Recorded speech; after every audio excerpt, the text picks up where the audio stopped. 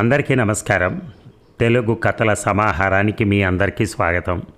ఇప్పుడు మనం వినబోయే కథ ముద్దంశెట్టి హనుమంతరావు గారు రచించినటువంటి బుద్ధి చెప్పింది అనే కథ.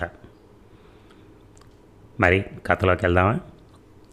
రామరాజు గారింట్లో ఆ రోజు ఒక పండుగలా ఉంది.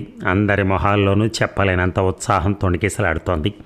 అంత సందడికి ఆ ఉత్సాహానికి కారణం ఆ రోజు డాక్టర్ రవీంద్ర స్టేట్స్ నుంచి తిరిగి వస్తూ ఉండటం. పై చదువుల కోసం స్టేట్స్కి వెళ్ళిన డాక్టర్ రవీంద్ర ఫారిన్ డిగ్రీతో తిరిగి వస్తున్నందుకు అతని తల్లిదండ్రులు, కాబోయే అర్థాంగి సుధా ఆనందంతో ఉక్కిరిబిక్కిరవుతూ అతన్ని ఎప్పుడు చూస్తామా అన్న ఆతృతతో ఉన్నారు.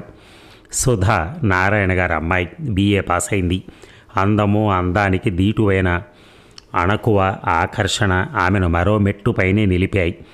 సుధా ఆశలన్నీ రవీంద్రపైనే ఉన్నాయి. బావ స్టేట్ నుంచి తిరిగి వచ్చాక తమ వివాహం వైభవపేతంగా జరుగుతుందని, హాయిగా ఎన్నెన్నో స్వప్నాలు చవిచూస్తూ సంసార జీవితాన్ని సాగిస్తామని స్నేహితురాండ్రతో చెప్పుకుంటూ ఉండేది.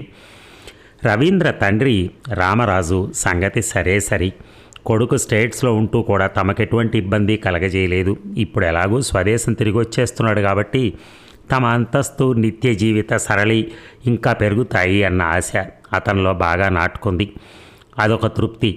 ఇంతమంది ఇన్ని విధాలుగా అనూహ్యమైన ఆనందాన్ని పొందుతున్నా ప్రతి ఒక్కరిలోనూ ఒకే ఒక భయం కూడా లేకపోలేదు. బాహ్యంగా ఆ భయాన్ని ఒక్కరు వ్యక్తం చేయకపోయినా అది అందరినీ పట్టి పీడిస్తున్న భయం. రవీంద్ర స్టేట్స్లో ఏ పాశ్చాత్య లలనామణినో వివాహం చేసుకుని వస్తే వాళ్ళు భయపడినట్టు అదే జరిగితే అందరి ఆశలు మట్టి గలిసినట్టే. ఇక అందరూ డాక్టర్ రవీంద్రను రిసీవ్ చేసుకోవడానికి ఎయిర్ డ్రోమ్కి వెళ్ళారు. రవీంద్ర ప్రయాణం చేస్తున్న బోయింగ్ విమానం వచ్చింది. రవీంద్ర విమానం నుంచి దిగొస్తూనే తన వాళ్లను గుర్తించి చేయి ఊపాడు. అతన్ని రిసీవ్ చేసుకోవడానికి వచ్చిన వాళ్ళంతా ఉత్సాహంగా చేతులు ఊపారు. వారిలో అంతులేని ఆనందం పెల్లుబికింది. సుధా హృదయం స్పందించింది. రవీంద్ర బావ ఒంటరిగానే వచ్చినందుకు లోపల మురిసిపోయింది. ఆమె అంతరంగంలో అంతవరకు దోబూచులాడుతున్న భయం పటాపంచలైపోయింది. మిగిలిన వాళ్ళు అదే అనుభూతిని పొందారు. రవీంద్ర వస్తూనే తల్లిదండ్రుల్ని కౌగిలించుకున్నాడు. ఆ పక్కనే నిల్చున్న మామయ్యకి అతని సరసనే మందస్మిత వదనంతో సిగ్గులు రొకబోస్తూ నిల్చున్న సుధని ఆప్యాయంగా పలకరించాడు. నేను జ్ఞాపకం ఉన్నాను అన్నమాట. ఏం బావా? సిగ్గుతో ముకుళించుకుపోయి అంది సుధా. Why not? నీ ఉత్తరాలు అనుక్షణంలో నిన్ను గుర్తు చేస్తూనే ఉన్నాయి కదా, నవ్వుతూనే అన్నాడు రవీంద్ర. రవీంద్ర మాటల్లో హుందాతనం పెరిగినట్టుగా, శరీర ఛాయలో కాస్తంత మెరుపొచ్చినట్టుగా అప్పుడే గుర్తించింది సుధా. నేను ఎన్ని ఉత్తరాలు రాసినా నువ్వు మాత్రం ఏ 2 నెలలకో 3 నెలలకో ఉత్తరం రాసేవాడివి. నాకు భలే కోపం వస్తుండేది బావా అని చిలిపిగా అంది సుధా. సరే, అవన్నీ ఇంటి దగ్గర తీరిగ్గా మాట్లాడుకోవచ్చులే అమ్మాయి. ఇక బయలుదేరండి. అల్లుడు ప్రయాణపు బడలికలో ఉన్నాడు కదా, కాసేపు విశ్రాంతి తీసుకొని నారాయణ కలిగించుకుంటూ అన్నాడు. దాంతో అందరూ బయటకు వచ్చేసి కారులోనూ ట్యాక్సీలోనూ ఇంటి ముఖం పట్టారు. ఆ రోజు రామరాజు ఇల్లు బంధుజనంతో, స్నేహితులతో కళకళలాడుతూ హడావిడిగా ఉంది. సుధా స్నేహితురాళ్ళు ఆమెను ఒక ఆట పట్టిస్తున్నారు. రామరాజు, నారాయణ కేవలం బావమరుదులే కాదు, సన్నిహిత స్నేహితులు కూడా. నారాయణ ఆర్థికంగా ఒక మెట్టు పైనే ఉన్న రామరాజుని ఏనాడు చిన్న చూపు చూడలేదు. తన కొడుకు విదేశాల్లో ఉన్నాడన్న ఆధిక్యత రామరాజు కనపరచలేదు. అటువంటి భేషజాలు, అహంభావాలు లేవు కాబట్టే ఆ 2 కుటుంబాలు అనన్య ఐక్యతతో మసలుతున్నాయి. రవీంద్ర వచ్చేశాడు కాబట్టి ఇంకా ఉపేక్షించకుండా అతడి వివాహం సుధతో జరిపించేయాలి అన్న యోచన వాళ్ళిద్దరికీ ఉంది. అందుకనే మర్నాడు అందరూ కూర్చుని కబుర్లు చెప్పుకుంటున్న తరుణంలో రామరాజే ఆ ప్రసక్తి తీసుకొచ్చాడు. ఒరే రవి, నువ్వెలాగో వచ్చేసావు. ఇన్నాళ్ళ నుంచి మేమందరం ఎదురు తిరులు చూస్తున్న నీ వివాహం జరిపించేయటానికి ఏర్పాట్లు చేయమంటావా? మీ మామయ్య కూడా ఆరాటపడుతున్నాడు. నారాయణ చప్పును అందుకున్నాడు. అవునరా రవీంద్ర, మా చిరకాల వాంఛ మీ ఇరువురి వివాహ బంధం. సుధా, నువ్వు చిలక గోరింకల్లా మా కళ్ళ ముందు తిరుగాడుతుంటే మేమంతా ఆ తిరుగుడుతూ ఉండటమే మేమంతా కాంక్షించేది. సుధా సిగ్గుతో మొహం దించుకునే ఉంది. రవీంద్ర చప్పున జవాబు చెప్పలేకపోయాడు. ఈ ప్రశ్న తప్పకుండా ఎదురవుతుందని స్టేట్స్లో బయలుదేరుతున్నప్పుడే అనుకున్నాడు. సమాధానం ఏం చెప్పాలో కూడా అప్పుడే నిర్ణయించుకున్నాడు. అయితే తాను నిర్ణయించుకున్న సమాధానం తన వాళ్ళెవరికీ సంతృప్తి ఇవ్వదు అని అతనికి తెలుసు. అందుకే కాస్తంత తటపటాయించాడు. ఏమిట్రా అబ్బాయి అంతగా ఆలోచిస్తున్నావు? తల్లి శకుంతల అంది. ఇందులో ఆలోచించడానికే ఉంది. సుధా పుట్టిన దగ్గర నుంచి మేము అనుకుంటున్నదేగా మీ ఇద్దరిని ఒక ఇంటి వారిని చేయాలని. ఇది మా అందరి అభిలాష. రవీంద్ర గుటకలు మింగాడు. అది కాదమ్మా, నా పెళ్ళికి ఇప్పుడేం తొందర వచ్చిందని అన్నాడు ఆఖరికి. అక్కడున్న వాళ్ళందరి మధ్య ఒక బాంబు పడినట్టయింది. అందరూ విస్తుపోయారు. వారి మొహాల్లో రంగులు మారాయి. ఎప్పుడో నిర్ణయం అయిపోయిన ఈ పెళ్లికి రవీంద్ర సంతోషంగా అంగీకరిస్తాడని అందరూ నమ్మేవారు, ఆశతో ఉండేవారు. కానీ ఇప్పుడు రవీంద్ర చేసిన ఆ ఎదురు ప్రశ్న వారి నమ్మకాన్ని వమ్ము చేసింది. వారిలో నైరాస్యం చోటు చేసుకుంది. సుధా గుండెలు జల్లుమన్నాయి. రవీంద్ర బావపై తానెన్ని ఆశలు పెంచుకుంది, తన భవిష్యత్తును గురించి ఎన్నెన్నో సుందర స్వప్నాలని కన్నది. కానీ రవీంద్ర ఇప్పుడు ఇలా అంటున్నాడేమిటి? ఆమెలో నిరాశ ఛాయలు ముసురుకున్నాయి. రామరాజు ముఖం చిరుకోపంతో రాగరంజితమైంది. ఏమిట్రా రవి నువ్వు అంటున్నది? నీ పెళ్ళికి తొందర ఏం వచ్చిందంటున్నావా? నీకు వయసు రాలేదనే అనుకుంటున్నావా? సరైన వయసులో పెళ్లి చేస్తుంటే ఈసరికి 2 బిడ్డల తండ్రి వై ఉండేవాడివిరా. నీ మాట ఎలా ఉన్నా నిన్నే నమ్ముకుని నీ మీద ఎన్నో ఆశలు పెంచుకున్న సుధా సంగతి ఏమిటి అన్నాడు రామరాజు. అవును రవీంద్ర, సుధకింకా పెళ్లి చేయలేదేమని అంతా అడుగుతూ ఉంటే మేమేం సమాధానం చెప్తాం చెప్పు? ఎన్నో సంబంధాలు వస్తున్నా మేనరికం ఉందని చెప్తూ వస్తున్నాం. తన ఆందోళనను వ్యక్తం చేశాడు నారాయణ. రవీంద్ర ఇరకాటంలో పడ్డాడు. అది కాదు మావయ్య, మీ సమస్యలు మీరు చెప్తున్నారు బాగానే ఉంది, కానీ నా సమస్యల్ని మీరు సహృదయంతో ఆలోచించాలి. మరో 3 ఏళ్ళు స్టేట్స్లో ఉండటానికి నాకు అవకాశం దొరికింది. ఇటువంటి అవకాశాలు అందరికీ రావు. ఇది నా భవిష్యత్తుకు సంబంధించిన విషయం. అందుకే మరో 3 ఏళ్ళైనా ఆగితే వివాహం చేసుకుంటాను అన్నాడు తొణక్కుండా. రవీంద్ర ఈసారి వెల్లిబుచ్చిన వైనం మరింత ఆశ్చర్యంలో ముంచింది అందరినీ. అతడు భారతదేశం తిరిగి వచ్చేశాడని అనుకుంటున్నారు, కానీ మళ్ళీ వెళ్ళిపోతాడన్న విషయం అతని తల్లిదండ్రులకు కూడా తెలియదు. అందరి మొహాలు తెల్లబడ్డాయి.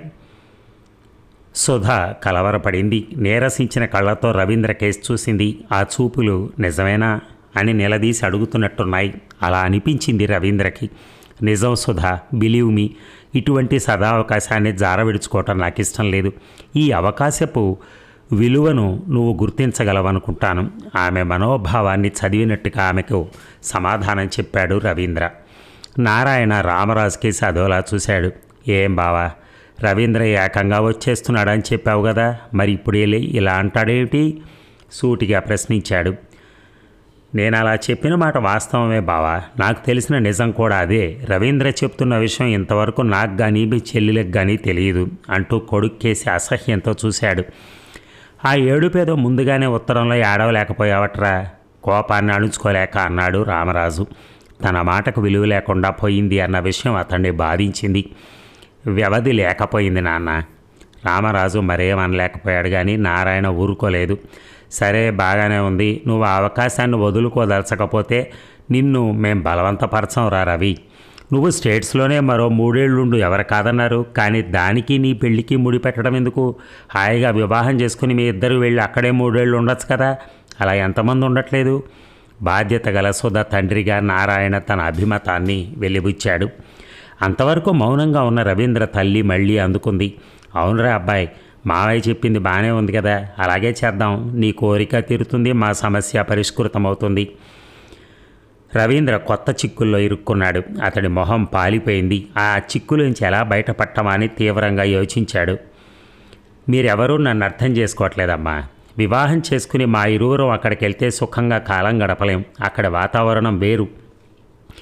సుధ ఎన్నో ఇబ్బందులను ఎదుర్కోవాల్సి వస్తుంది. అందుకే మరో 3 ఏళ్ళు ఆగితే అని రవీంద్ర ఇంకేదో చెప్పబోతుంటే రామరాజు అడ్డొచ్చాడు. అది సబబుగా ఉండదురా అబ్బాయి, మనం మాట కట్టుబడి ఉండాలి, అది మన ధర్మం. నన్ను అడిగితే నువ్వు మళ్ళీ స్టేట్స్కి వెళ్ళడం అనే నిర్ణయాన్ని విరమించుకుంటే సరి. మీ మామయ్య కట్నం రూపంలో ₹1,00,000 ఇస్తానంటున్నాడు. హాయిగా ప్రైవేట్ ప్రాక్టీస్ పెట్టుకో. మా కళ్ళ ముందు మీరిద్దరూ తిరుగుతూ మాకు ఆనందాన్ని పంచిపెట్టండి. రవీంద్రకి విసుగు పుట్టింది. అతని మొహం ఎర్రబారింది. తను ఏ విధంగానూ మెత్తపడకూడదనుకున్నాడు. అబ్బా ఏమిటి నాన్న మీ మొండి పట్టుదల? మీరు డబ్బు ప్రసక్తి ఇప్పుడు ఎందుకు? నాకొచ్చిన సదావకాశాన్ని విడుచుకోను అంటున్నాను, కానీ డబ్బు కోసం వెళుతున్నానంటారా? అసహ్యంగా అన్నాడు రవీంద్ర. సుధకి ఒళ్ళు మండిపోయింది. ఆమె సన్నని ఎర్రని అధరాలు కోపంతో వణికాయి. ఆమె ముఖం కెంపు రంగును పులుముకుంది. ఇన్ని విధాలుగా పెద్దలు చెప్తున్న రవీంద్ర బావ తప్పించుకోవాలని చూడటం ఆమెలో ఎన్నో సందేహాల్ని రేకెత్తించింది. తన పట్ల బావకి ఏమాత్రం అనురాగం, ప్రేమ, అభిమానం ఉన్నా ఇలా తాత్సారం చేసి ఉండేవాడు కాదు అన్న నమ్మకం ఆమెలో బలంగా ఏర్పడింది. దాంతో ఆమెకు రవీంద్ర పట్ల ఉండే ప్రేమ అనే క్రేజ్ కరిగిపోయింది. ఓ విధమైన జుగుప్స కలిగింది. ఆ నిశ్శబ్ద వాతావరణాన్ని చించుకుని ఆమె గొంతు పెగిలింది. బావా, సారీ మిస్టర్ రవీంద్ర. స్టేట్స్కి వెళ్ళి ఆ వాతావరణంలో కొన్నాళ్ళైనా పెరిగిన నీలో నవనాగరికత బాగా జీర్ణించుకుందనే అనుకుంటున్నాను. మీ నాన్న మా నాన్న నీకు నచ్చ చెప్పాలని శక్తి వంచన లేకుండా ప్రయత్నిస్తున్నా నువ్వు తప్పించుకోవటానికి ప్రయత్నిస్తున్నావే కానీ వారి ప్రతిపాదనలను స్వీకరించడం లేదు అంటే దానికి బలీయమైన కారణం ఏదో ఉండే ఉంటుంది. నువ్వు స్టేట్స్కి మళ్ళీ వెళ్ళటంలో డబ్బు ప్రసక్తి లేదంటున్నావు, బాగానే ఉంది. అయితే నువ్వు వెళ్ళటానికి, నాతో వివాహానికి తాత్సారం చేయటానికి ఒకే ఒక్క కారణం ఉండి ఉంటుంది అనుకోవటంలో తప్పు లేదు. అదే నీ వివాహం. అక్కడెవరినో నువ్వు వివాహం చేసుకున్నావు. లేకపోతే నీ తల్లిదండ్రుల్ని నన్ను నిరుత్సాహపరిచే ధైర్యం నీలో రాదు. నీ మనోభావాలను అర్థం చేసుకోలేదనుకోకు. ఉన్న నిజం ఒక్క ముక్కలో చెప్పేస్తే పోయేదిగా, విసురుగా అందామె. ఏమిటి సుధా, ఏమిటా మాటలో? దబాయించాలని మరో ప్రయత్నం చేశాడు రవీంద్ర. మరేం చెప్పద్దు మిస్టర్ రవీంద్ర. దబాయించాలని, మమ్మల్ని నమ్మించాలని వ్యర్థ ప్రయత్నం చేయకు. నిజాన్ని ఒప్పుకో. నేను బాధపడతానని అనుకోకు. అటువంటి బాధే లేదు నాకు. నా వ్యక్తిత్వం నాకుంది, నా అదృష్టం నాకుంది, నిష్కర్షగా చెప్పింది. రవీంద్ర మొహం వివరణమైంది. ఇక అందరి సమక్షంలో సుధ తననే అవమానపరిచింది అనుకున్నాడు గామోలు. చప్పున లేచి అక్కడి నుంచి పక్క గదిలోకి వెళ్ళిపోయాడు.